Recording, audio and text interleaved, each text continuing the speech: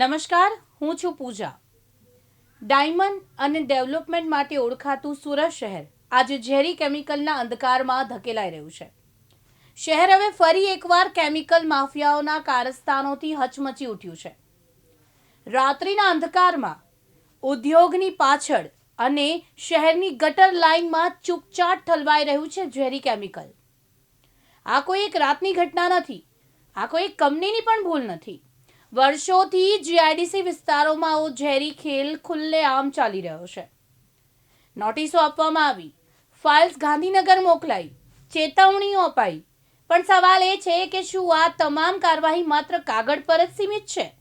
સુરતના બમરોલી ઇન્ડસ્ટ્રીયલ વિસ્તારમાં જીપીસીબી એટલે કે ગુજરાત પ્રદૂષણ નિયંત્રણ બોર્ડના અધિકારીઓ અને પાંડેસરા પોલીસ દ્વારા અને પાંડેસરા પોલીસની રેડમાં 2 ટેન્કરો સીધા મહાનગરપાલિકાની ગટર લાઇનમાં કેમિકલ ઠલવાતા રંગે હાથે ઝડપાયા. આ ટેન્કરો સીધા મહાનગરપાલિકાની ગટર લાઇનમાં ઝેરી કેમિકલ ઠાલવી રહ્યા હતા. આ કેમિકલ અંતે તાપી નદી અને આસપાસના જળસ્તરોમાં ભળે છે, જે માનવ જીવન, પશુઓ અને સમગ્ર પર્યાવરણ માટે ઘાતક ખતરો બની શકે છે. પાંડેસરાની ઉમા એન્ટરપ્રાઇઝ દ્વારા પણ કેમિકલ સીધું ગટર લાઇનમાં ઠાલવાતી હોવાની હકીકત સામે આવી છે. આ ગંભીર બેદરકારીના કારણે તાપી નદીમાં પ્રદૂષણ વધ્યું છે. અગાઉ પણ સુરતમાં કેમિકલ ગેસ લીકેજ, ઝેરી દ્રવ્યો અને પ્રદૂષિત પાણીના કારણે અનેક નિર્દોષ લોકોના જીવ ગયા છે. તાપી નદીમાં માછલીઓ મરી જવાની ઘટનાઓ અને કામદારોના અચાનક મોતની ઘટનાઓ આજે પણ લોકોના મનમાંથી ભૂલાઈ નથી. ત્યારે પ્રશ્ન એ છે કે હજુ કેટલા જીવ જશે, પછી તંત્ર જાગશે અને ક્યારે કેમિકલ માફિયાઓ પર બ્રેક લાગશે? આ ઘટના માત્ર એક ઉદ્યોગની નથી, પણ આ સમગ્ર સિસ્ટમના અમલ પર પ્રશ્ન ઊભા કરે છે.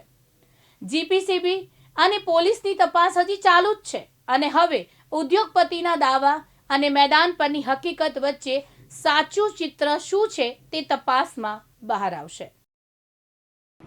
સુરતના પાંડેસરા જીઆઈડીસીમાં કેમિકલ માફિયા ફરી પાછા બેફામ બન્યા હોય તે રીતે છે. સુરતના પાંડેસરા જીઆઈડીસી એટલે કે બમરોલી જીઆઈડીસી વિસ્તારની અંદર કેમિકલ માફિયા દ્વારા પાલિકાની ગટરની અંદર અંકલેશ્વરથી જે કેમિકલ લાવીને તે બમરોલી ઇન્ડસ્ટ્રીયલમાં આવેલ પાલિકાના ગટરમાં ઠાલવતા હતા અને તેની માહિતી છે સુરતના જીપીસીપી બોર્ડને મળી હતી. તે માહિતીના આધારે જીપીસીપીની બોર્ડ છે મોડી રાતે ત્યાં ગયા હતા અને ત્યારબાદ પાંડેસરા પોલીસને પણ જાણ કરાઈ હતી અને તેમના આ જે ટેન્કર છે જીજે 16AV055 અને 9 તે ટેન્કર દ્વારા છે, તેવા 2 ટેન્કરો દ્વારા છે તે સતત ત્યાં પાલિકાના ગટરની અંદર છે કેમિકલ છોડવામાં આવતું હતું અને તેની બાતમીના આધારે જીપીસીપીની ટીમ અને પોલીસ દ્વારા તે ટેન્કરને અત્યારે હાલ જપ્ત કરવામાં આવ્યા છે.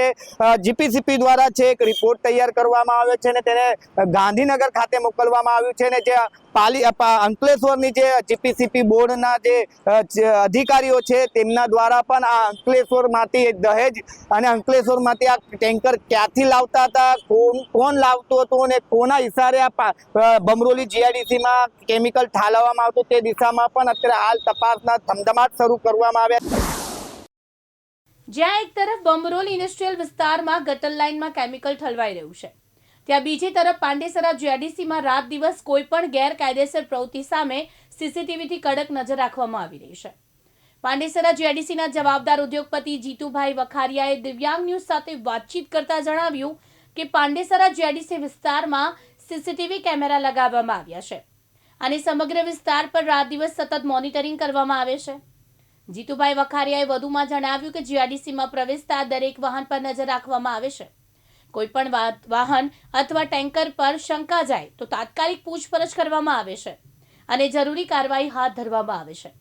ખાસ કરીને કેમિકલ ભરેલા ટેન્કરો જીઆઈડીસી વિસ્તારમાં પ્રવેશે નહીં તે માટે પ્રવેશ માર્ગો પર સીસીટીવી કેમેરા લગાવવામાં આવ્યા છે. તેમણે જણાવ્યું છે કે પાંડેસરા જીઆઈડીસીમાં પર્યાવરણને નુકસાન પહોંચાડે તેવી કોઈપણ ગેરકાયદેસર પ્રવૃત્તિ સામે કડક વલણ અપનાવવામાં આવે છે. જીઆઈડીસીની ટીમ સતત ફિલ્ડમાં કામગીરી કરી રહી છે અને પોલીસ અને સંબંધિત વિભાગો સાથે સંકલન રાખવામાં આવે છે. જીતુભાઈ વખારિયાએ પણ કહ્યું છે કે જો કોઈ પણ વ્યક્તિ કે કંપની દ્વારા નિયમોનો ભંગ કરવામાં આવે તો તેના સામે કડક કાર્યવાહી કરવામાં આવે છે. પાંડેસરા જીઆઈડીસી વિસ્તારમાં પ્રદૂષણ અટકાવવા અને શાંતિપૂર્ણ ઔદ્યોગિક વાતાવરણ જાળવવા માટે તંત્ર સંપૂર્ણ રીતે સતર્ક છે. જી સાહેબ, જે રીતે આજે 2 દિવસ પહેલા જે ટેન્કરો પકડાયા છે, જે અંકલેશ્વરથી અહીંયા ઠાલવવામાં આવતા હતા, તો શું છે હકીકત? અને આપણા જીઆઈડીસી ની અંદર, પાંડેસરા જીઆઈડીસી ની અંદર તમામ વિસ્તારોની અંદર સીસીટીવી લાગ્યા, કેવી રીતે મેનેજમેન્ટ કરવું? હાલમાં નહીં પરંતુ લેખા છેલ્લા 4-5 વર્ષથી અમે લોકોએ પાંડેસરાના દરેક એન્ટ્રન્સ પર અમે સીસીટીવી મૂકેલા છે.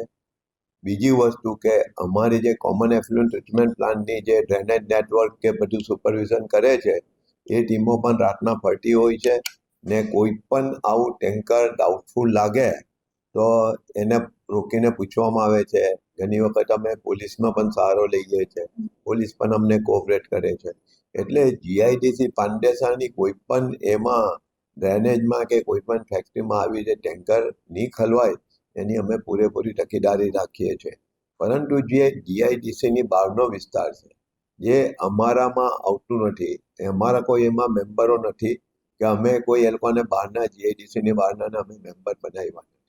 એટલે અમારી એમાં જે સંસ્થાકીય રીતે અમે એને ચેક કરી શકવું જોઈએ કે એ અમારે માટે પાવર્સ નથી.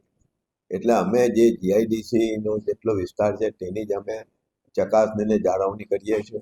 બાકી જે બીજા વિસ્તાર છે આજુબાજુમાં તેમાં અમારું કશે પણ કોઈ અમારું એમાં ઇન્વોલ્વમેન્ટ નથી. તેમ અમારી પાસે કોઈ એને રોકવાની કે બીજું કંઈ કરવાની અમારી પાસે કોઈ સત્તા નથી. જી સર, અગાઉ પણ સચિન જીઆઈડીસીમાં આવી ગંભીર ઘટના બની ચૂકી છે અને અત્યારે બી 2 ટેન્કરો દ્વારા પાલિકાની ગટરમાં જે કેમિકલ ઠાલવવામાં આવતું છે, કેટલી ગંભીર બાબત છે?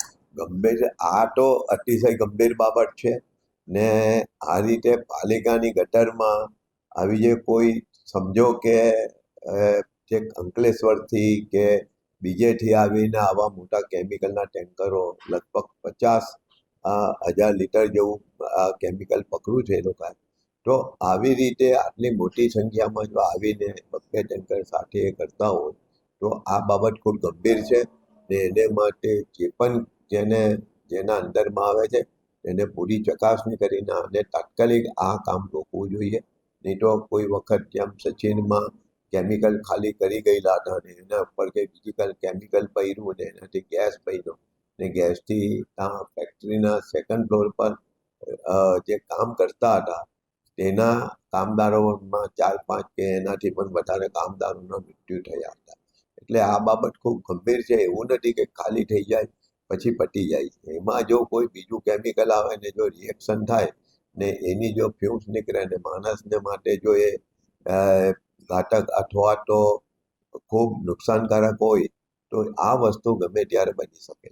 જી સર, વાત કરીએ તો અંકલેશ્વર આપણા સુરતથી ઘણી દૂર છે અને એ લોકો દ્વારા ટેન્કર ભરીને જ્યારે સુરતની અંદર ઠાલવવા માટે આવતા હોય તો એટલું સરળ છે કે પછી શું પ્રોસેસ? આમાં તો એકચ્યુઅલી શું છે કે અંકલેશ્વરની કંપનીને જો બરાબર પૂછવામાં આવે ને એને જો બરાબર પોલીસ રિમાન્ડ પર લે તો ભાઈ તારે કેવી રીતે તે આ સ્પોટ કેવી રીતે વેરીફાઈ કર્યો, કોના હસ્તક થયું છે?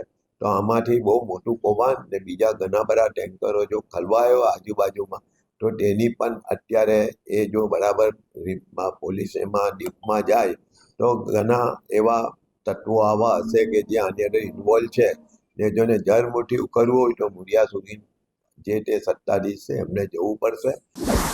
સ્થાનિક ઉદ્યોગપતિ જીતુભાઈ વખારીએ સ્પષ્ટતા બાદ હવે સવાલ એ છે કે જો પાંડેસરા જીઆઈડીસી વિસ્તારમાં રાત દિવસ સીસીટીવી દ્વારા સતત મોનિટરિંગ થઈ રહ્યું છે તો અન્ય જીઆઈડીસી વિસ્તારમાં કેમ આ રીતની કાર્યવાહી થઈ રહી નથી?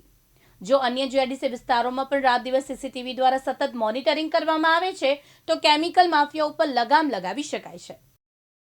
માફિયાઓ છે તે ફરી એક વખત બેફામ બન્યા હોય તેવી ઘટના સુરતના બમરોલી ઇન્ડસ્ટ્રીયલમાં બનવા પામી છે. મોડી રાતે છે કેમિકલ માફિયાઓ દ્વારા અંકલેશ્વર જીઆઈડીસીના આજુબાજુથી કેમિકલ માફિયાઓ દ્વારા ટેન્કર મંગાવવામાં આવતું હતું ને તેને ક્યાંક ને ક્યાંક બમરોલી જીઆઈડીસીમાં ઠાલવતા હતા. તેની બાતમી જીપીસીપીના અધિકારીને મળી હતી અને તે બાતમીના આધારે જીપીસીપીના અધિકારીઓ અને પાંડેસરા પોલીસ દ્વારા છે ત્યાં રેડ કરવામાં આવી હતી. રેડ દરમિયાન 2 ટેન્કરો છે જીપીસીપીના અધિકારીઓ દ્વારા અને પોલીસ દ્વારા જપ્ત કરવામાં આવ્યા છે. તેમના દ્વારા છે 50 ટન જેટલું છે કેમિકલ વેસ્ટેજ છે તે પાલિકાના ગટરની અંદર છોડાઈ રહ્યું હતું.